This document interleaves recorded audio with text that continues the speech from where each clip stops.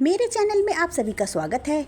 आज हम जो विषय पढ़ेंगे वो है वर्डवर्ड्स के काव्य संबंधी मान्यताएं। बच्चों, अगर आपने मेरे चैनल को अभी तक सब्सक्राइब नहीं किया है तो प्लीज़ सब्सक्राइब कीजिए, जिससे कि मेरी नई वीडियोस आप तक पहुंचती रहें। तो चलिए शुरू करते हैं। सबसे पहले हम इसकी प्रस्तावना के बारे में बात करते हैं। तो विलियम वर्डवर्ड्स थे जो वो सन 1700 से लेकर 1850 के मध्य अत्यंत महत्वपूर्ण कवि रहे। अगर उस समय के विद्वानों की अगर बात की जाए तो शेक्सपियर और मिल्टन के बाद वे अंग्रेजी के तीसरे महाकवि माने जाते थे। वो आलोचक तो नहीं थे वैसे, लेकिन आलोचना में और उनकी कोई विशेष रुचि भी नहीं थी, बल्कि परिस्थितियों ने उन्हें आलोचक बनने पर बाध्य कर दिया।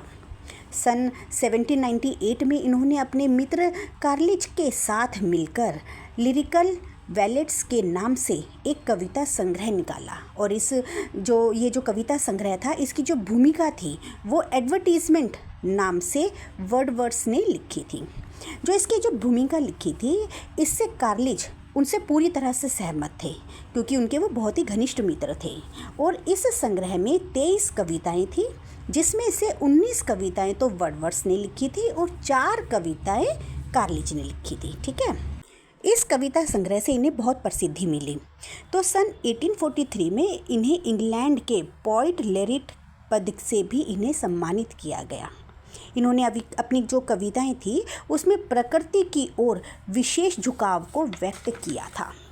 उस समय पर इनका जो ये संग्रह था, कविता संग्रह था लिरिकल वैलेट्स, इसकी बहुत ही आलोचना भी की गई थी। और जो आलोचना की गई थी, उस आलोचना का मुख्य लक्ष्य वर्डवर्ड्स की कविताओं को बनाया गया था, और इन कविताओं में भी मुख्य रूप से उनकी भाषा को ही केंद्र बनाया गया था। इसलिए उन्होंने उल्लेख किया कि इस संग्रह में जो भी कविताएं हैं वे प्रयोग के रूप में हैं। उनमें वे ये देखना चाहते थे कि समाज के मध्य और निम्न वर्ग की बोलचाल की भाषा में यदि कविताएं रची जाएं तो क्या उसे वैसे ही आनंद प्राप्त हो सकता है जैसा कि परंपरागत कविताओं से प्राप्त होगा। तो सन 1800 ईस्वी में लिरिकल वैलेट्स का दूसरा संस्करण प्रकाशित हुआ, जिसकी भूमिका प्रीफेस टू लिरिकल वैलेट्स के नाम से जोड़ी गई, जिसमें उन्होंने अपने आलोचकों द्वारा उठाए गए प्रश्नों का बहुत ही सहजता से उत्तर भी दिया। इस प्रकार सन 1815 ईस्वी में इसी संग्रह के 4 संस्करण भी प्रकाशित हुए।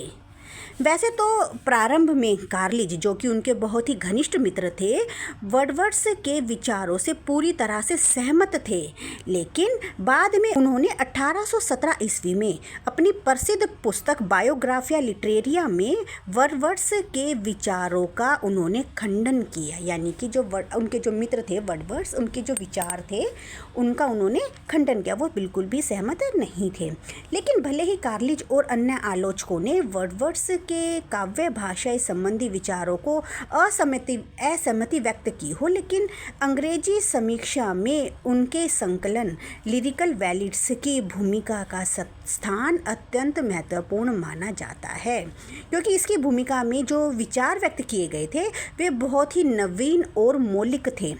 यानी कि जो भी कविता, काव्य प्रयोजन, काव्य भाषा थी, इनमें वर्डवर्ड्स ने नवीन विचार प्रस्तुत करने का प्रयत्न किया था। अब हम आगे बात करेंगे कि काव्य भाषा में वर्डवर्ड्स के विचार किस प्रकार के थे। ठीक है, उनके कौन कौन से विचार थे जो वो अपनी कविताओं में लाना चाहते थे। तो पहला जो उनका विचार था वो था कि वर्डवर्ड्स ने कविताओं के लिए स्वाभाविक एवं प्राकृतिक भाषा पर अधिक बल दिया। इनका मानना था कि कविताओं की भाषा सहज तथा साधारण होनी चाहिए, जिससे कि प्रत्येक व्यक्ति को इन कविताओं को समझने में आसानी हो। इनका जो दूसरा विचार था वो था कि वर्डवर्ड्स ने कृत्रिम भाषा के स्थान पर सरल भाषा शैली को सौंदर्य माना है। उन्होंने कृत्रिम भाषा को त्याग कर सरल भाषा पर अधिक बल दिया है। वर्डवर्ड्स ने ऐसे कविताओं का विरोध किया है जिन्होंने कविता की भाषा में अस्वाभाविक, बोझिला, आडंबरपूर्ण तथा कृत्रिम बना दिया हो। यानी कि जो कवि अपनी कविताओं में कृत्रिम शब्दों का प्रयोग करते हैं, अस्वाभाविक शब्दों का प्रयोग करते हैं, ऐसी कवियों के लिए इन्होंने विरोध व्यक्त किया है। तीसरा इनका विचार क्या था कि जिस प्रकार वर्डवर्ड्स ने काव्य की विषय वस्तु के लिए ग्रामीण जीवन का समर्थन किया है, उसी प्रकार काव्य में दैनिक बोलचाल की भाषा का भी इन्होंने समर्थन किया है। इनका मानना था कि जिस प्रकार ग्रामीण सरल, अकृत्रिम और स्वच्छंद होते हैं, जिस प्रकार उनकी वाणी में सच्चाई तथा भावों में सरलता होती है, बिल्कुल इसी प्रकार की भाषा भी काव्य में प्रस्तुत होनी चाहिए। यानी कि उनका मानना था कि जो ग्रामीण भाषा, जो सरल भाषा है, जिस प्रकार से ग्रामीण लोग बोलते हैं, उसी भाषा का प्रयोग कविताओं में होना चाहिए। चौथे इनके जो विचार थे वो क्या थे कि वर्डवर्ड्स का मानना था कि गद्य और पद में समान भाषा का प्रयोग होना चाहिए, क्योंकि गद्य और पद का अंतर केवल छंद के कारण ही नहीं बल्कि वाक्य विन्यास, पद चयन या अलंकारिकता के कारण भी होता है। अगला इनका क्या विचार था कि वर्डवर्ड्स कविताओं को प्रबल भाव वेगों का स्वच्छंद प्रभाव मानते थे, क्योंकि भावों की भाषा स्वतः ही भव्य, सजीव एवं चित्रात्मक होती है।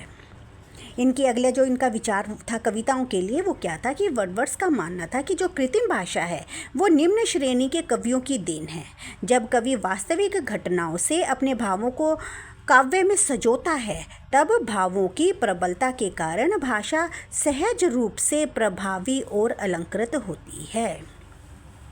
अगला जो इनका विचार था वो क्या था कि जब कवि यश की कामना से काव्य रचता है, तब भाषा में आडंबर, कृत्रिमता, समास, अलंकार, जटिलता आदि का समावेश होता है। वर्डवर्ड्स मानते थे कि ऐसी भाषा सहज नहीं होती, इसलिए वह काव्यों के लिए ऐसी भाषा को अनुपयोगी मानते थे। अगला जो इनका विचार था वो ये था कि वर्डवर्ड्स मानते थे कि छंद कविता के लिए अनिवार्य नहीं है, लेकिन वो ये तो कहते हैं कि अनिवार्य नहीं है, लेकिन इसके साथ साथ वो ये भी कहते हैं कि जो छंद की महत्ता और शक्ति को भी इन्होंने स्वीकारा है। यानी कि वो ये कहते हैं कि जो छंद है वो बहुत ही शक्ति और उनकी महत्ता है, वो कविता के अंदर एक रस प्रदान करने का कार्य करते हैं, लेकिन साथ ही वो ये भी कहते हैं कि अनिवार्य भी नहीं है। वे मानते हैं कि छंद युक्त होने से कविता आनंदप्रद और संतुलित बन जाती है। उनका मानना था कि कविता को प्रभावी बनाने के लिए छंद का प्रयोग किया जाता है, लेकिन साथ ही वो ये भी मानते हैं कि छंद का प्रयोग अनिवार्य भी नहीं है। तो ये तो थे वर्डवर्ड्स के विचार जो काव्य भाषा के लिए महत्वपूर्ण माने गए हैं। लेकिन इसके साथ साथ विद्वानों ने इनके इन विचारों की आलोचना भी जमकर की है।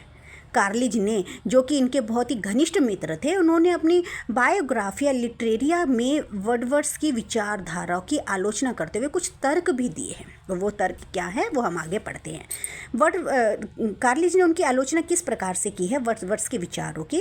पहला तो जैसे कि वर्डवर्ड्स ने अपने तर्क में कहा है कि कविता में ग्रामीण तथा दैनिक भाषा का प्रयोग किया जाना चाहिए, लेकिन इनके विरोध में कार्लिज कहते हैं कि ग्रामीण भाषा की जो शब्दावली है वो अपर्याप्त और कामचलाऊ होती है। इस शब्दावली में काव्य की सूक्ष्म तथा विविध अनुभूतियों को व्यक्त करने की क्षमता नहीं होती, इसलिए कवि को केवल यथासंभव ही ग्रामीण भाषा का प्रयोग करना चाहिए। इसके अगला जो तर्क उन्होंने दिया वो क्या था कि वर्डवर्ड्स काव्य में उस भाषा के प्रयोग पर बल देते हैं जो मनुष्य की वास्तविक भाषा है। यानी कि वर्डवर्ड्स जो है वो कृत्रिम भाषा से बचने की बात कहते हैं। वो कहते हैं, उन्होंने अपने विचारों में क्या बोला है कि कृत्रिम भाषा का प्रयोग नहीं होना चाहिए कविता में, और जो मनुष्य की वास्तविक भाषा है उसका प्रयोग होना चाहिए। तो इसकी आलोचना में कार्लिज ने क्या कहा है कि कार्लिज का कहना है कि प्रत्येक मनुष्य की भाषा उसके ज्ञान, क्रिया तथा उसकी शिक्षा के आधार पर अलग अलग होती है, इसलिए काव्य भाषा में स्वाभाविक भाषा का प्रयोग ना होकर उस भाषा का प्रयोग होता है जो उस समय कवि के मन में अपना प्रभाव डाले रहती है। अगली जो इसकी आलोचना की है वो क्या है कि वर्डवर्ड्स का यह भी मानना है कि ग्रामीण भाषा के दोषों को दूर करके उनमें से उन शब्दों को निकाल देना चाहिए जो अरुचि और घृणा उत्पन्न करते हैं। और इस संबंध में कार्लिज क्या कहते हैं, वो कहते हैं कि अगर ग्रामीण भाषा को दोषों से मुक्त कर लिया जाए तो वह ग्रामीण भाषा ही कहाँ रह जाएगी। यानी कि ग्रामीण भाषा के अंदर ही तो उनकी शब्दावली अपर्याप्त है, उसमें दोष है, इसीलिए तो वो ग्रामीण भाषा है। तो कार्लिज क्या कहते हैं कि अगर जो अपर्याप्त शब्द हैं अगर उनमें से निकाल दिए जाएंगे शब्दावली में से तो वो ग्रामीण भाषा ही नहीं रह जाएगी। कार्लिज का कहना है कि वर्डवर्ड्स यह तथ्य लेकर केवल कवियों का रुझान ग्रामीण भाषा की ओर करना चाहते हैं। अगला उन्होंने तर्क क्या दिया है। कार्लिज का मानना है कि कवि के मन में जब भावों के प्रबल आवेग की दशा हो या तीव्र अनुभूति की दशा हो तो उस समय कवि के मन में वे ही शब्द सूझते हैं जो पहले से उसके मन में विद्यमान होते हैं। अगली जो उन्होंने तर्क दिया है वर्डवर्ड्स के विचारों को जो खंडन करते हुए उन्होंने तर्क दिया है वो क्या है कि वर्डवर्ड्स का मानना है कि गद्य और पद में समान भाषा का प्रयोग होना चाहिए। ऐसा जो है वर्डवर्ड्स का मानना है, उन्होंने अपने विचारों में बोला है कि गद्य और पद में अंतर नहीं होता, उनमें एक समान भाषा का प्रयोग होना चाहिए। लेकिन जो कार्लिज है वो क्या कहते हैं, इसका विरोध करते हुए वो कहते हैं कि कोई शब्द या शब्द क्रम कई बार तो गद्य के लिए होता है और कई बार पद के लिए होता है, इसलिए इन्होंने गद्य और पद में भेद को स्वीकार किया है। इनका मानना क्या है कि गद्य और पद में समान भाषा का प्रयोग नहीं हो सकता। तो अब इतने सारे तर्क वितर्क होने के बाद इसका आखिर निष्कर्ष क्या निकला, अब हम बात करते हैं इसके निष्कर्ष के बारे में। ठीक है, तो विद्वानों के तर्क वितर्क के बाद वर्डवर्ड्स ने काव्य भाषा में 3 मान्यताओं का विशेष रूप से प्रतिपादित किया है। वो मान्यताएं कौन कौन सी हैं। पहली है कि कविता में बोलचाल की भाषा का प्रयोग होना चाहिए। उन्होंने कवियों को यह सलाह दी है कि उन्हें जन सामान्य की भाषा को अपना लेना चाहिए। और दूसरा जो उन्होंने मान्यता मानी है वो क्या है कि वर्डवर्ड्स ने इस बात पर बल दिया है कि गद्य और काव्य की भाषा में कोई विशेष अंतर नहीं होता। और तीसरी क्या बात मानी है उन्होंने, वर्डवर्ड्स ने माना है कि प्राचीन काल के जो कवि थे उनमें सहजता थी, इसलिए उनकी कविताओं की भाषा सरल होती थी और आडंबर और बनावटीपन उनकी कविताओं में नहीं पाया जाता था। तो ये 3 ऐसी मान्यताएं हैं जो आलोचना होने के बाद भी वर्डवर्ड्स ने मानी हैं। तो अतः यह कहा जा सकता है कि वर्डवर्ड्स ने काव्य भाषा संबंधी विचार मौलिक और नवीन थे। वे काव्य में आडंबरपूर्ण भाषा के विरोधी थे और सरल, सहज और ग्रामीण भाषा के प्रयोग के पक्ष में थे। इसलिए यह कहा जा सकता है कि भले कार्लिज या अन्य आलोचकों ने उनका विरोध किया, लेकिन फिर भी एक महाकवि के मन की बात समझने की शक्ति उनके विचारों में विद्यमान थी। उन्होंने इस बात पर विशेष रूप से बल दिया कि शब्द अपने आप में काव्यात्मक या अकाव्यात्मक नहीं होते, बल्कि भाषा के प्रयोग के आधार पर वे अपना स्वरूप अर्जित करते हैं। तो बच्चों, ये थी वर्डवर्ड्स के द्वारा काव्य संबंधी मान्यताएं। मैं आशा करती हूँ कि आपको ये अच्छे से समझ आ गया होगा। धन्यवाद।